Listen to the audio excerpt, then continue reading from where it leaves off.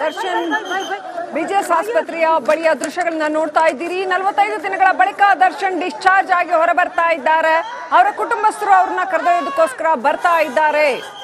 ವಿಜಯಲಕ್ಷ್ಮಿ ಮತ್ತು ಧನ್ವೀರ್ ಬರ್ತಾ ಇದ್ದಾರೆ, ಆಗಮಿಸ್ತಾ ಇದ್ದಾರೆ ಬಿಜೆಎಸ್ ಆಸ್ಪತ್ರೆಗೆ.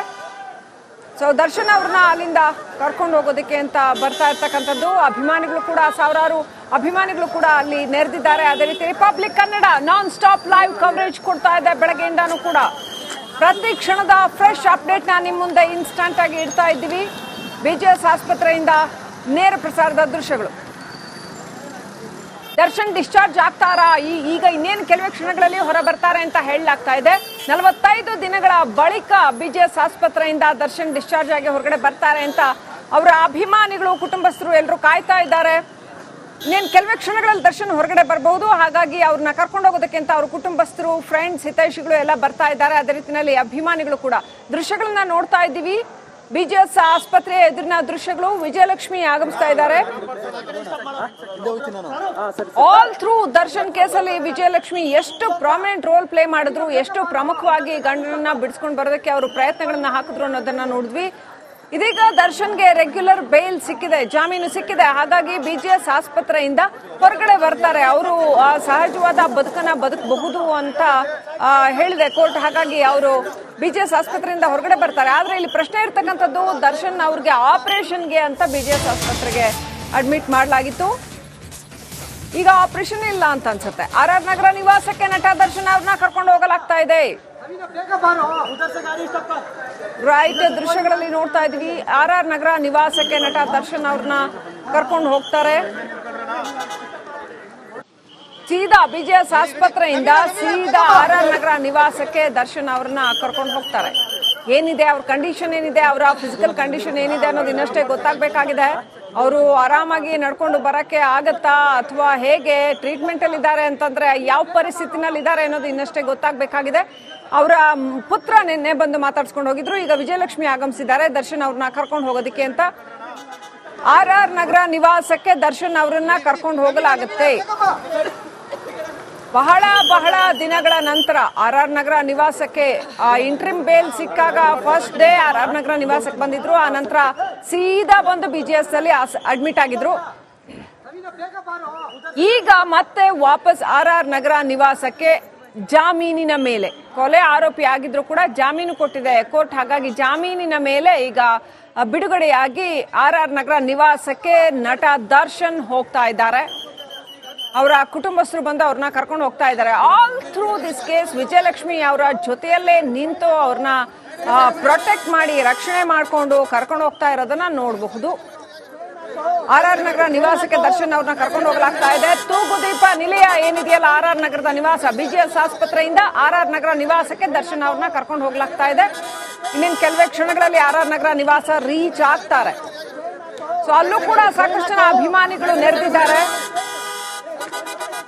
ಇದು ಬಿಜೆಎಸ್ ಆಸ್ಪತ್ರೆ ಎದುರಿನ ದೃಶ್ಯಗಳನ್ನ ನೀವು ನೋಡ್ತಾ ಇದ್ರೆ. ಅಲ್ಲಿಂದ ದರ್ಶನ್ ಅವ್ರನ್ನ ಕರ್ಕೊಂಡು ಹೋಗಲಾಗ್ತಾ ಇದೆ. ದರ್ಶನ್ 45 ದಿನಗಳ ನಂತರ ಆಸ್ಪತ್ರೆಯಿಂದ ಹೊರಗಡೆ ಹೆಜ್ಜೆ ಇಡ್ತಾ ಇದ್ದಾರೆ. ಹೇಗಿತ್ತು ಅವರ ಜೀವನ, 45 ದಿನಗಳ ಜೀವನ ಆಸ್ಪತ್ರೆಯಲ್ಲಿ ಅನ್ನೋದು ಇನ್ನಷ್ಟೇ ಅವರು ಬಹಿರಂಗವಾಗಿ ಬಂದು ಮಾತನಾಡೋದಕ್ಕೆ ಎಷ್ಟು ದಿನ ತಗೊಳ್ತಾರೆ ಗೊತ್ತಿಲ್ಲ. ಒಟ್ಟಿನಲ್ಲಿ ಈಗಂತೂ RR ನಗರ ನಿವಾಸಕ್ಕೆ ತೆರಳುತ್ತಾ ಇದ್ದಾರೆ. ಅವರ ತಾಯಿ ಮತ್ತು ಇತರೆ ಹಿತೈಷಿಗಳು, ಬಂಧುವರ್ಗ ಕೂಡ ಬರ್ಬೋದು ಅಲ್ಲಿಗೆ ಮೋಸ್ಟ್ಲಿ ಅವ್ರನ್ನ ನೋಡೋದಕ್ಕೆ. ಎನಿವೆ, ಜಾಮೀನಿನ ಮೇಲೆ ಬಿಡುಗಡೆಯಾಗಿ ದರ್ಶನ್ ಅಂತೂ ಇಂತೂ ಸತತ 6-7 ತಿಂಗಳ ಜೈಲು ವಾಸ, ಅನಂತರ 45 ದಿನಗಳ ಆಸ್ಪತ್ರೆ ವಾಸ, ಅನಂತರ ಇದೀಗ ಬಿಡುಗಡೆಯಾಗಿ RR ನಗರ ನಿವಾಸದತ್ತ ಹೋಗ್ತಾ ಇದ್ದಾರೆ. Darshan discharge non stop coverage ಕೊಡ್ತಾ ಇದೆ ರಿಪಬ್ಲಿಕ್ ಕನ್ನಡ. ಬೆಳಗಿನಿಂದನೂ ಕೂಡ ನೇರ ಪ್ರಸಾರ ಕೊಡ್ತಾ ಇದ್ದೀವಿ. ಯಾವ್ಯಾವ ರೀತಿಯಲ್ಲಿ ಜನಗಳು ಬಂದು ಅಲ್ಲಿ ಕಾಯ್ತಾ ಇದ್ರು, ಅಭಿಮಾನಿಗಳು ಯಾವ ರೀತಿ ಬಂದು ಕಾಯ್ತಾ ಇದ್ರು, ಅವರ ಹಿತೈಷಿಗಳು ಹೇಗೆ ಬಂದ್ರು, ಅವರ ಕುಟುಂಬಸ್ಥರು ಬಂದು ಈಗ ಅವ್ರನ್ನ ಕರ್ಕೊಂಡು ಹೋಗ್ತಾ ಇರ್ತಕ್ಕಂಥದ್ದು, ಈ ಎಲ್ಲದರ ಇನ್ಸ್ಟಂಟ್ ಅಪ್ಡೇಟ್ಸ್ ರಿಪಬ್ಲಿಕ್ ಕನ್ನಡ ಕೊಡ್ತಾ ಇದೆ ವೀಕ್ಷಕರೇ. ನೇರ ಪ್ರಸಾರದ ದೃಶ್ಯಗಳನ್ನ ನೋಡ್ತಾ ಇದ್ದೀರಾ. ಬಿಜೆಎಸ್ ಆಸ್ಪತ್ರೆಯಿಂದ ವಾಪಸ್ RR ನಗರ ನಿವಾಸಕ್ಕೆ ಕರೆದೊಯ್ಯಲಾಗ್ತಾ ಇದೆ ದರ್ಶನ್ ಅವ್ರನ್ನ. ಅವರ ಕುಟುಂಬಸ್ಥರು ಬಂದು ಕರ್ಕೊಂಡು ಹೋಗ್ತಾ ಇದ್ದಾರೆ. ರೈಟ್, ಇನ್ನಷ್ಟು ಅಪ್ಡೇಟ್ ಪಡ್ಕೊಳ್ಳೋಣ. ನಮ್ಮ ಪ್ರತಿನಿಧಿ ನಾಗರಾಜ್ ಲೈವ್ ಕನೆಕ್ಟ್ ಆಗಿದ್ದಾರೆ. ನಾಗರಾಜ್, ದರ್ಶನ್ ಅವ್ರನ್ನ RR ನಗರ ನಿವಾಸಕ್ಕೆ ಅಂತ ಸಾಕಷ್ಟು ಹ್ಯಾಪನಿಂಗ್ಸ್ ನಡೀತಾ ಇದೆ, ಹೈ ಡ್ರಾಮಾ ನಡೀತಾ ಇದೆ. ನಾವು ನೋಡಿದ್ವಿ ಆಸ್ಪತ್ರೆ ಹತ್ರ. ಏನೆಲ್ಲ ಅಪ್ಡೇಟ್ ಇದೆ ನಿಮ್ಮ ಹತ್ರ?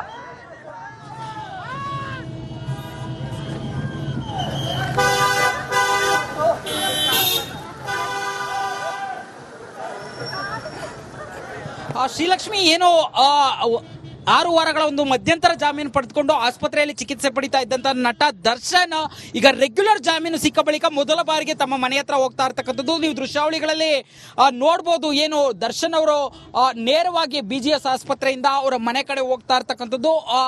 ಇನ್ನೇನು ಕೆಲವೇ ಕ್ಷಣಗಳಲ್ಲಿ RR ನಗರದ ಅವರ ಮನೆಯನ್ನ ತಲುಪುವ ಸಾಧ್ಯತೆ ಇರ್ತಕ್ಕಂಥದ್ದು. ಜೊತೆಗೆ ವಿಜಯಲಕ್ಷ್ಮಿ ಮತ್ತು ಧನ್ವೀರ್ ಅವರ ಬಳಗದ ಸದಸ್ಯರು ಯಾರಿದ್ರು ಅವರು 3 ಕಾರುಗಳಲ್ಲಿ ಬಂದು ದರ್ಶನ್ ಅವರನ್ನ ಕರೆದುಕೊಂಡು ಹೋಗ್ತಾ ಇರ್ತಕ್ಕಂಥದ್ದು. ಆದ್ರೆ ಏನು ಇವತ್ತು ಬೆಳಗ್ಗೆ ಕೋರ್ಟ್ಗೆ ಒಂದು ಅವರಿಗೆ ರೆಗ್ಯುಲರ್ ಜಾಮೀನು ಸಿಕ್ಕಿರೋದ್ರ ಬಗ್ಗೆ ಒಂದು ಮೆಮೋವನ್ನ ಹಾಕಲಾಗಿತ್ತು. ಅವರು ಮಧ್ಯಂತರ ಜಾಮೀನನ್ನ ಪಡೆದುಕೊಳ್ಬೇಕಾದ್ರೆ ಶ್ಯೂರಿಟಿ ಪ್ರೋಸೆಸ್ ಅನ್ನೆಲ್ಲ ಮುಗಿಸಿದ್ರು. ಅದು 2 ಲಕ್ಷ ಬಾಂಡ್ ಅನ್ನ ಕೊಟ್ಟಿದ್ದಿರ್ಬೋದು, 2 ಶ್ಯೂರಿಟಿ ಕೊಟ್ಟಿದ್ದಿರ್ಬೋದು, ಅವರ ಪಾಸ್ಪೋರ್ಟ್ ಅನ್ನ ಸರೆಂಡರ್ ಮಾಡಿದ್ದಿರ್ಬೋದು, ಎಲ್ಲ ಪ್ರಕ್ರಿಯೆಗಳು ಮುಗಿದಿತ್ತು. ಹೀಗಾಗಿ ಇವತ್ತು ಮೆಮೋ ಹಾಕಿದ್ರು. ಏನು ದರ್ಶನ್ ಈಗಾಗಲೇ ಮಧ್ಯಂತರ ಜಾಮೀನನ್ನ ಪಡೆದುಕೊಳ್ಬೇಕಾದ್ರೆ ಷರತ್ತುಗಳನ್ನೆಲ್ಲ ಪೂರೈಸಿದ್ದಾರೆ. ಹೀಗಾಗಿ ಇದನ್ನೇ ಕನ್ಸಿಡರ್ ಮಾಡಬೇಕು ಅಂತೇಳಿ ಇದಕ್ಕೆ ನ್ಯಾಯಾಲಯ ಕೂಡ ಒಪ್ಪಿಗೆ ಸೂಚಿಸಿರ್ತಕ್ಕಂಥದ್ದು. ಈ ಹಿನ್ನೆಲೆಯಲ್ಲಿ ಏನು ಕನ್ಸರ್ವೇಟಿವ್ ಶೀಘ್ರದಲ್ಲೇ ಆಪರೇಷನ್ ಮಾಡಿಸ್ಕೊಳ್ತೀನಿ ಅಂತ ಹೇಳ್ತಾ ಇದ್ದಂತ ನಟ ದರ್ಶನ್ ಇವತ್ತು ಡಿಸ್ಚಾರ್ಜ್ ಆಗಿ ಏನು ಮನೆಯಿಂದಾನೇ ಸಂಪರ್ಕದಲ್ಲಿರಿ. Nagaraj, keep following him. ನೀವು ಅಲ್ಲಿ ಅವ್ರನ್ನ ಫಾಲೋ ಮಾಡ್ಕೊಂಡು ಹೋಗ್ತಾ ಇದ್ದೀರಾ, ಅಪ್ಡೇಟ್ ಕೊಡ್ತಾ ಇರಿ, ದಯವಿಟ್ಟು ಸಂಪರ್ಕದಲ್ಲಿರಿ. ಹಾಗೆ BGS ಆಸ್ಪತ್ರೆ ಮುಂಭಾಗದಿಂದ ನನ್ನ ಸಹೋದ್ಯೋಗಿ ಸ್ಮಿತಾ ರಂಗನಾಥ್ ಕನೆಕ್ಟ್ ಆಗಿದ್ದಾರೆ. ಓವರ್ ಟು ಯು ಸ್ಮಿತಾ, ಏನೆಲ್ಲ ನಡೀತಾ ಇದೆ ಅಲ್ಲಿ?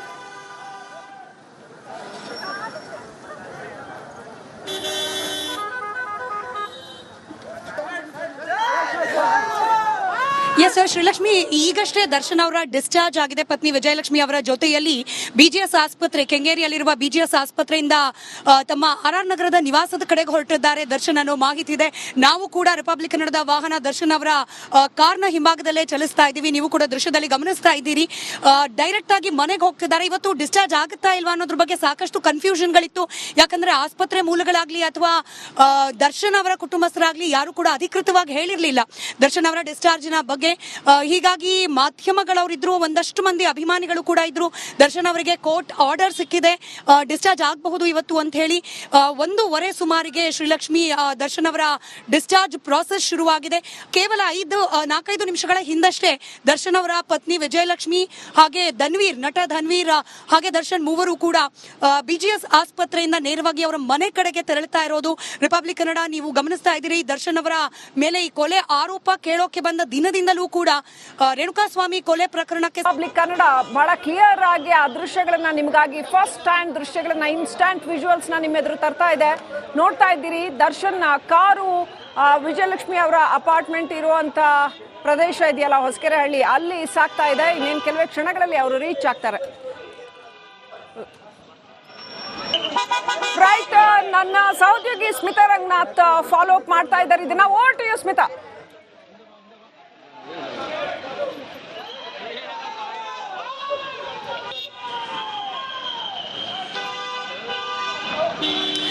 Thank you Srilakshmi. ಒಂದಷ್ಟು ಗೊಂದಲಗಳು ಈಗಲೂ ಕೂಡ ಇರೋದು. RR ನಗರದ ಮನೆಗೆ ಹೋಗ್ತಾರಾ, ಹೊಸಕೆರೆಹಳ್ಳಿಯಲ್ಲಿರುವ ವಿಜಯಲಕ್ಷ್ಮಿ ಅವರ ಮನೆಗೆ ಹೋಗ್ತಾರಾ ಅಂತ ಹೇಳಿ. ಯಾಕಂದ್ರೆ ರೂಟ್ ಅನ್ನ ಬದಲಾಯಿಸ್ತಿದ್ದಾರೆ. ನಿಮಗೆ ಗೊತ್ತಿದೆ, ಸಾಮಾನ್ಯವಾಗಿ ಎಲ್ಲಾ ಮಾಧ್ಯಮಗಳು ಕೂಡ ಯಾರೆಲ್ಲ ಅಲ್ಲಿ ರಿಪೋರ್ಟಿಂಗ್ ಇದ್ರು BGS ಆಸ್ಪತ್ರೆ ಹತ್ರ, ಎಲ್ಲರೂ ಕೂಡ ಸಾಮಾನ್ಯವಾಗಿ ದರ್ಶನ್ ಎಲ್ಲಿ ಹೋಗ್ತಿದ್ದಾರೆ ಅನ್ನೋದನ್ನ ಫಾಲೋ ಅಪ್ ಮಾಡ್ಕೊಂಡು ಹೋಗೋದು, ಚೇಸ್ ಮಾಡ್ಕೊಂಡು ಹೋಗೋದು. ಹೀಗಾಗಿ ಮಾಧ್ಯಮದ ದಿಕ್ಕು ತಪ್ಪಿಸೋ ಪ್ರಯತ್ನ ಕೂಡ ಆಗ್ತಿದ್ಯಾ ಅನ್ನೋ ಗೊಂದಲ. ಯಾಕಂತಂದ್ರೆ ಸಾಮಾನ್ಯವಾಗಿ RR ನಗರ ಮನೆಗೆ ಹೋಗ್ತಾರೆ ಅನ್ನೋದು ನಮಗೆ ಪ್ರಾಥಮಿಕವಾಗಿ ಸಿಕ್ಕಿದ ಮಾಹಿತಿ. ಆದ್ರೆ 9 ಫ್ಲೈಓವರ್ ಕಡೆಗೆ ಯಾವಾಗ ಕಾರ್ತಿರುತ್ತೋ ಆಗ ಅನುಮಾನಗಳು ಪ್ರಾರಂಭ ಆಗ್ತಾ ಇದೆ. ಹೊಸಕೆರೆಹಳ್ಳಿಗೆ ಹೋಗ್ತಿದ್ದಾರಾ ಅಥವಾ ಬೇಕು ಅಂತ ಮಾಧ್ಯಮಗಳ ಕಣ್ತಪ್ಪಿಸಿಕೊಳ್ಳುವ ಸಲುವಾಗಿ ಈ ರೀತಿಯಾಗಿ ಸುತ್ತಿಸ್ಕೊಂಡು ಎಲ್ಲಾದ್ರೂ ಹೋಗುವ ಪ್ರಯತ್ನ ಆಗ್ತಿದ್ಯಾ ಅಂತ ಹೇಳಿ. ಒಟ್ಟಾರೆಯಾಗಿ ಇರೋದು 2 ಆಪ್ಷನ್. ಒಂದು ವಿಜಯಲಕ್ಷ್ಮಿ ಅವ್ರ ಮನೆಗೆ ಹೋಗ್ಬೇಕು, ಇಲ್ಲಾಂದ್ರೆ RR ನಗರದಲ್ಲಿರುವ ತೂಗುದೀಪ ನಿವಾಸಕ್ಕೆ ಹೋಗ್ಬೇಕು ಅಂತ ಹೇಳಿ ರಿಪಬ್ಲಿಕ್ ಕನ್ನಡದ ತಂಡ 2 ಭಾಗದಲ್ಲಿದೆ.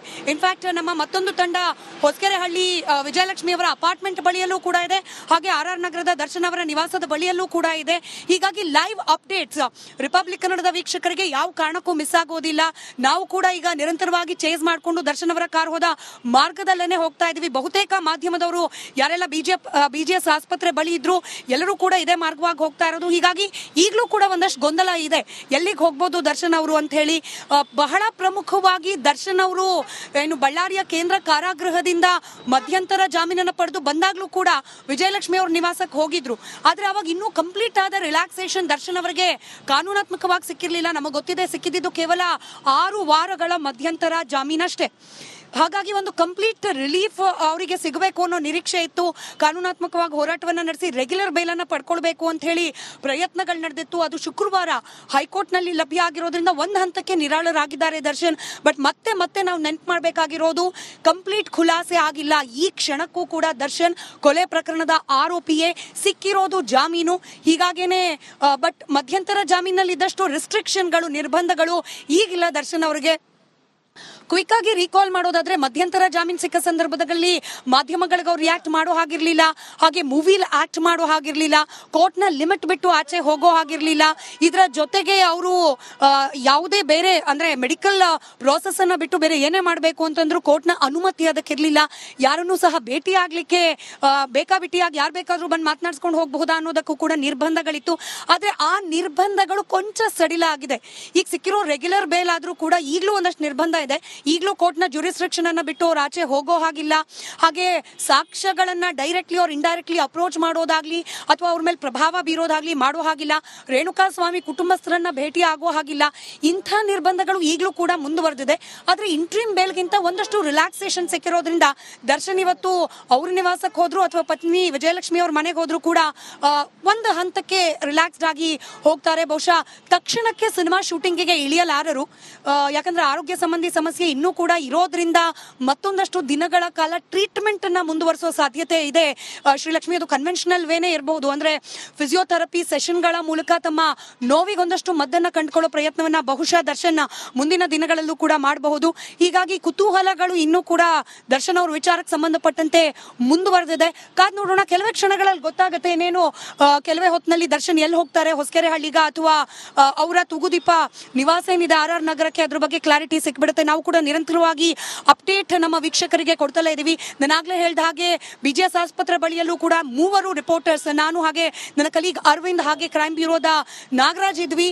ದೀಪ್ತಿ ತೋಲ್ಪಾಡಿ ಬಹುಶಃ RR ನಗರದ ದರ್ಶನ್ ಅವರ ತೂಗುದೀಪ ನಿವಾಸದ ಬಳಿಯಿಂದ ಕೂಡ ಸಂಪರ್ಕದಲ್ಲಿರ್ತಾರೆ, ಅಲ್ಲಿನ ಅಪ್ಡೇಟ್ಸ್ ಅನ್ನ ಕೊಡ್ತಾ ಹೋಗ್ತಾರೆ.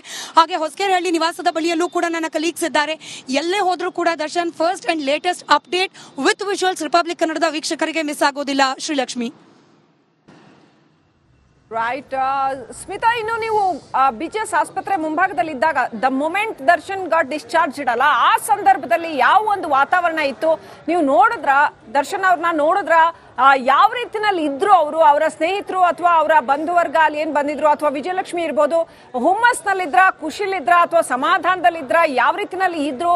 ಒಟ್ಟು ವಾತಾವರಣ ಯಾವ ರೀತಿನಲ್ಲಿ ಇತ್ತು?